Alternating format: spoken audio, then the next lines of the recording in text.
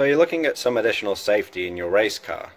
You've heard of roll bars, half cages, full cages, 4-pointers, 6-pointers, chromoly steel, and ultimately you're just looking to make the right decision for you.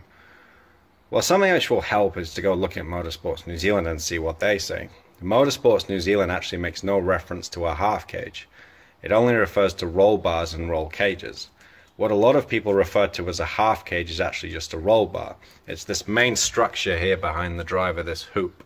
Now it does have to have these two drop bars to reinforce it, but ultimately this is all it is. It's a roll bar. You can add these reinforcing struts as well in addition, like this one here which goes from the bottom of the roll bar back to the rear struts, or this one across the rear struts, or this one bracing the roll bar, this diagonal. You can even add side intrusion bars like that over there, but ultimately this entire structure is what's known as a roll bar. What does a roll bar do? Well, the key is in the name. It's designed purely to stop the roof of the vehicle collapsing in around the driver in a rollover incident. Now, with a lot of this additional bracing, you will also gain side impact protection, but the key functionality of a roll bar is to protect the head of the driver in a rollover. So, what doesn't a roll bar do? Well, in a frontal incident we can see we've got this awesome structure here, and we've got the driver who's here right in front of it. It's not going to protect him that much. If you have side intrusion bars, it is going to protect him a bit, but the only way to be sure to protect the driver is to go to a roll cage. So what makes a roll cage?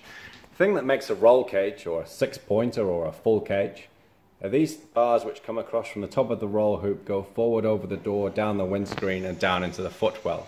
As a minimum, you need that brace across the top, but you can also add in that additional brace in the middle, and you can put in a bar behind the dash to make sure it keeps the two sides apart. You don't actually have to have the side intrusion bars, but if you've gone this far, why would you not bother? You can see now that if we have this cage, that in a frontal or side impact, at least the driver is protected. Even if the car deforms, it's going to deform and hit the cage, and then the cage is going to dissipate the energy around the driver and minimize the risk of injury. It's probably the minimum safety level that I would go to in a race car, wherever I'm racing in the world and whatever series I'm racing. You don't have to stop at 6 points. I actually have an 8-point cage. I've seen 10, I've seen 13 in drift cars. There's all sorts of reinforcement bars you can add to the car. Just check the Motorsports New Zealand manual for the schematics. Anyway, what do these extra 2 points do? They tie in the front of the roll cage with the rear of the front suspension towers. What you achieve in doing this is suspending the roll cage between the four corners of the car, and it means that in any impact that you take, the energy gets transmitted through to the roll cage and around the driver.